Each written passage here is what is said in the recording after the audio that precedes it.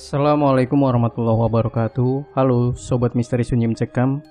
Kembali lagi kami hadir bersama Anda. Seperti biasa kami akan menyuguhkan cerita-cerita misteri. Dan untuk kesempatan kali ini kami akan berbagi sebuah kisah misteri yang berjudul Kamar Hotel Angker Bekas Pembunuhan. Tengah malam sekitar jam 12, seorang wanita berparas cantik bersama dua orang lelaki berbadan besar masuk ke dalam lobi hotel. Langkah mereka tampak tergesa-gesa dan langsung menghampiri dua orang resepsionis yang sedang berjaga. Dari penampilan wanita yang mereka bawa, orang pasti bisa menilai kalau wanita itu adalah pelacur. Dandanya menor, gincu merah tebal menempel di bibirnya, bedak murahan melapisi wajahnya, baju yang ia pakai menampakkan pusar atau udel perut, celananya juga pendek sepaha dan hampir seselangkangan. Kamar nomor 111. Tanpa menyapa lagi, lelaki itu menyulurkan tangan untuk meminta kunci. "Sudah booking ya Pak?" tanya Harry si resepsionis. "Iya, jangan banyak tanya, cepat." Lelaki botak yang satu lagi malah membentak. "Maaf Pak, bisa tunjukkan KTP-nya?" pinta Harry. Salah satu dari mereka menyerahkan KTP dengan wajah kesal. Harry dibantu rekan kerjanya langsung memeriksa data diri lelaki itu di komputer. "Baik Pak, mari saya antar." Setelah ketemu, Harry langsung mengantar pria itu. Mereka naik ke lantai 2, melintasi koridor kamar hotel. "Ini kamarnya Pak." Harry membukakan pintu kamar sambil tersenyum ramah. Tanpa berterima kasih, mereka langsung masuk ke dalam kamar itu. Harry seperti sudah biasa menerima perlakuan seperti itu dari tamu. Dia pun beranjak pergi. Ia kembali berjaga bersama di meja resepsionis bersama Tiara, rekan kerjanya. Sesaat kemudian, ia melihat sesuatu tergeletak di lantai. Itu jelas dompet. "Tiara, ada dompet tuh," tunjuk Harry sambil menyenggol Tiara yang sedang mengantuk. "Wah, itu pasti punya tamu barusan." Tiara bangkit dari tempat duduknya, lalu mengambil dompet tersebut. Ia membuka dompet itu, lalu mencomot sebuah KTP dari dalamnya. Tiara memperhatikan foto KTP tersebut. Wajahnya sama persis dengan tamu yang datang barusan. "Ini punya si bapak yang barusan check-in. Sana antarkan," suruh Tiara pada Harry. Harry berdecak kesal. "Kenapa nggak kamu aja sih?" kata Harry. "Malas aku. Kamu aja sana sekalian. Tadi kan kamu yang antar mereka ke kamar. Biar aku panggil room service aja," kata Harry sambil meraih telepon, tapi tidak ada satu orang pun yang menjawab teleponnya. "Sialan, pada kemana sih?" Ia menutup telepon itu. "Udah, kamu aja sana. Cuman nganterin dompet doang. Siapa tahu kamu dapat uang tip," Tiara memaksa. Akhirnya Harry mengalah. Dia meraih dompet itu, lalu beranjak dari meja resepsionis.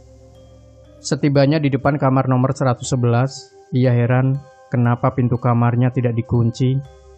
Pintu itu terbuka sedikit, mungkin sejengkal tangan.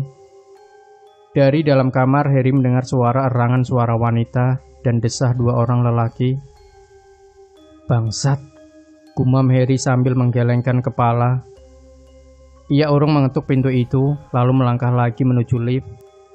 Harry akan tunggu 2 jam lagi setelah mereka selesai bermain. Saat Harry menunggu lift, tiba-tiba ia mendengar jeritan wanita seperti dipukuli dari dalam kamar nomor 111. Beberapa kali wanita itu menjerit, suaranya terdengar sangat keras. Harry tidak punya nyali untuk melihat apa yang sedang terjadi. Dalam satu jeritan terakhir, terdengar suara berdebam seperti benda tumpul yang dihantamkan ke tubuh. Setelah itu, jeritan tidak lagi terdengar. Buru-buru Harry masuk ke dalam lift. Di lobi, lelaki itu heboh menceritakan apa yang didengarnya barusan. Tiara tampak tidak peduli, kedua matanya mengantuk. Tiara bilang, "Jangan terlalu mencampuri urusan orang."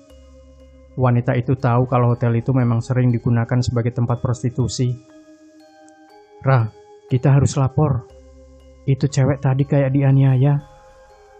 Udah, jangan pusing-pusing. Kita di sini hanya resepsionis. Tiara kembali tidur di atas meja. Selang beberapa saat, dua lelaki muncul dari lift dan langsung menghampiri resepsionis. Teman kami masih di kamar, besok dia baru check out. Ujar salah satu dari mereka yang lalu pergi begitu saja. Oh iya pak, ini dompet bapak tadi jatuh di lantai. Ragu-ragu Harry menyerahkan dompet itu. Lelaki berkepala botak pelontos mengambilnya, dan lagi-lagi tanpa ucapan terima kasih, mereka pun pergi dari hotel. Itu mereka orangnya, Ra. Harry menunjuk ke arah dua lelaki itu. Hus, udah jangan tunjuk-tunjuk. Tiara, bagaimana kalau cewek tadi udah mati? Harry ketakutan, ia menyentuh bau Tiara. Kan dua cowok tadi udah bilang kalau si cewek masih di dalam kamar. Periksa yuk, ajak Harry. Enggak ah, udah jangan parnoan gitu.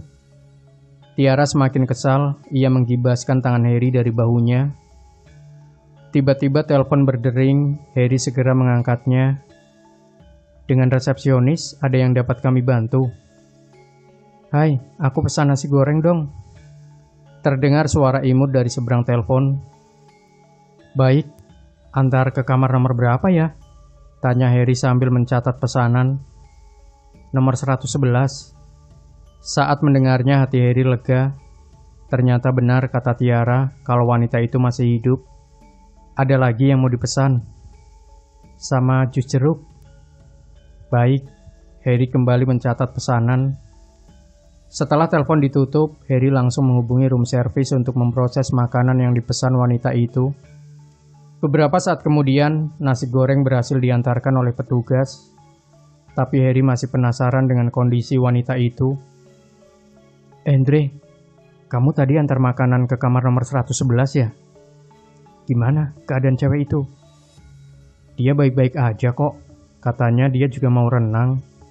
Jelas Andre petugas room service. Berenang? Malam-malam begini? Harry mengerutkan dahi. Iya. Andre mengangguk. Bisa antar aku ke kolam renang nggak? Sebelum mereka selesai bercakap, seorang wanita muncul dari lift. Ia sudah mengenakan bikini yang diselimuti handuk kimono. Oh, baik bu. Andre dengan sigap menghampiri wanita itu, lalu mengantarnya ke kolam renang. Harry mengikuti dari belakang. Diperhatikannya wanita yang sedang berenang itu. Jarang sekali ada tamu yang mau berenang tengah malam seperti ini. Entah kenapa Harry masih penasaran. Ia naik ke lantai 2, lalu buru-buru menghampiri kamar nomor 111. Kali ini pintunya terbuka lebar, dan betapa terkejutnya Harry saat melihat mayat wanita terkapar di atas kasur. Mayat itu melotot, kepalanya retak seperti habis dihantam benda tumpul. Darah membasahi tempat tidur. Buru-buru Harry lari ke ujung koridor. Ia menyibakkan tirai jendela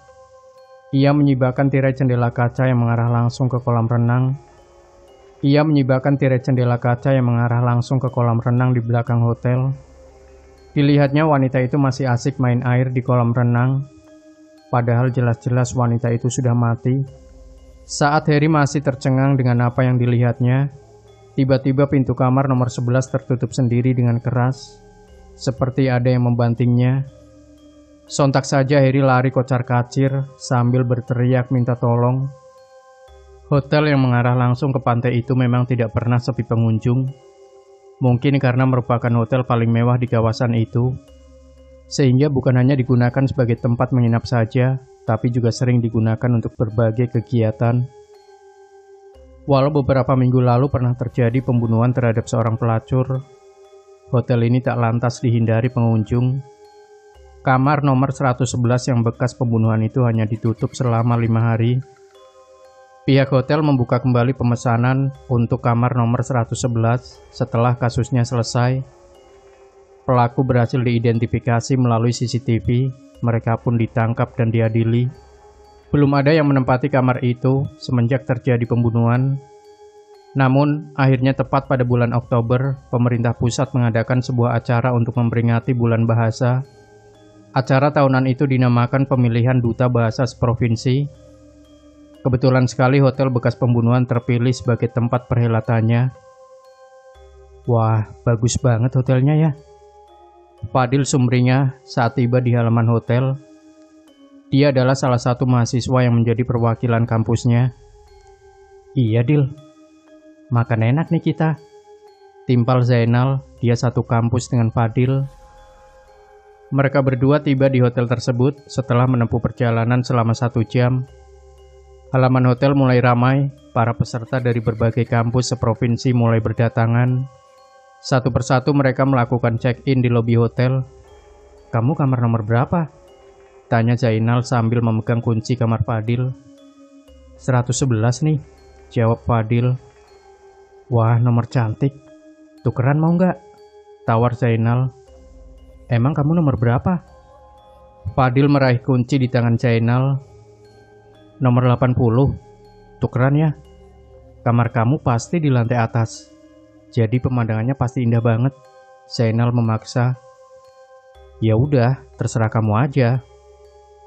Bagi Fadil tidak masalah mau tidur di kamar nomor berapapun, yang penting bisa istirahat. Perjalanan dari kampus ke hotel lumayan membuatnya lelah. Dia ingin segera membaringkan diri di kasur hotel yang empuk. Zainal diantarkan ke lantai 2 oleh Heri, si resepsionis yang pernah melihat mayat di kamar itu. Wajah Heri terlihat gugup. Sebenarnya dia khawatir pada tamu yang sedang diantarnya. Heri yakin kalau wanita yang pernah mati di kamar itu masih bergentayangan. Sebab Heri sering mendengar suara gaduh di dalam kamar nomor 111. Kadang ada suara tawa perempuan, kadang menangis, kadang seperti ada yang sedang menonton televisi. Padahal jelas-jelas kamar itu kosong, tidak berpenghuni. Ini kamarnya, Mas. Heri membuka pintu sambil tersenyum ramah. Kamar itu rapi, ada spring bed warna putih dan 2 bantal. Di dindingnya menempel TV LED 40 in. Ada kulkas kecil di samping tempat tidur. Juga ada meja dan kursi kasual di dekat jendela.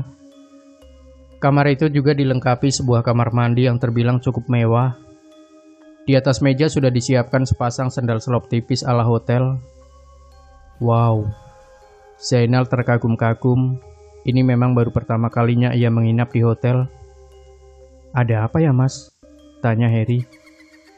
Bagus banget kamarnya. Zainal membuka sepatu, dia lalu membaringkan badan di atas spring bed yang empuk. Ini kan hotel, Mas, kata Heri. Zainal nyengir. Mantap, Pak. Ia lalu mengacungkan jempol ke arah Heri. Entah dari mana asalnya, tiba-tiba terngiang di telinga Heri suara tawa seorang wanita. Kenapa, Pak? Tanya Zainal yang heran melihat ekspresi si resepsionis. Gak apa-apa. Kalau butuh apa-apa, telepon aja ya. Itu nomornya sudah tertera. Sip. Zainal nyengir lagi. Heri kemudian menutup pintu kamar tersebut. Setelah mengikuti pembekalan di ballroom selama berjam-jam, Zainal pulang ke kamarnya. Dia sangat lelah, lampu ia matikan dan hanya menyalakan lampu tidur saja. Televisi dibiarkan menyala, menayangkan channel khusus olahraga. Tidak lama kemudian, dia tertidur, sementara televisi masih menyala. Entah pada jam berapa Zainal terbangun. Ia mendengar tawa seorang wanita seperti sedang asik menonton televisi. Dalam keadaan mengantuk, ia meraba-raba remote televisi. Matanya memicing ke arah layar. Zainal heran kenapa tayangannya berganti ke serial drama Korea. Tanpa berpikir macam-macam, ia langsung mematikannya. Ia pun kembali tidur. Sebelum terlelap kembali, tiba-tiba dia mencium bau parfum wanita yang sangat menyengat. Ia mengendus-enduskan hidungnya, lalu mengernyitkan dahi. Zainal pun bangun dan melangkah ke kamar mandi karena bau parfum itu berasal dari sana. Sesaat sebelum ia membuka pintu kamar mandi, seseorang menekan bel pintu kamarnya. Berkali-kali bel itu ditekan, terkesan memaksa. Zainal membuka pintu kamarnya, ia menoleh ke sekeliling, tapi tidak ada siapa-siapa di sana. Pikir Zainal, mungkin tadi ada orang yang iseng. Pintu ditutup kembali. Masih penasaran dengan bau parfum yang ia endus, ia akhirnya perlahan membuka pintu kamar mandi itu. Anehnya, tidak ada apa-apa di dalam sana. Zainal mendongak ke atas, tapi tetap saja tidak ada apapun. Ia berdecak kesal, lalu kembali ke tempat tidurnya. Malam itu ia akhirnya bisa tidur dengan nyenyak. Namun, lagi-lagi saat ia bangun di pagi hari, televisi itu sudah menyala. Ia mencoba mengingat-ingat dan yakin tidak menyalakan televisi sebelum tidur. Pasti televisinya rusak, gumam Zainal. Diraihnya remote televisi lalu mematikannya. Nah, Sobat Misteri Sunyi Mencekam, bagaimanakah kelanjutan dari cerita ini? Pastikan Anda tidak melewatkannya hanya di channel Sunyi Mencekam. Jangan lupa tinggalkan komentar Anda, like, share video ini, subscribe channel Sunyi Mencekam, dan kembali nantikan cerita-cerita misteri terbaru dari kami. Wassalamualaikum warahmatullahi wabarakatuh.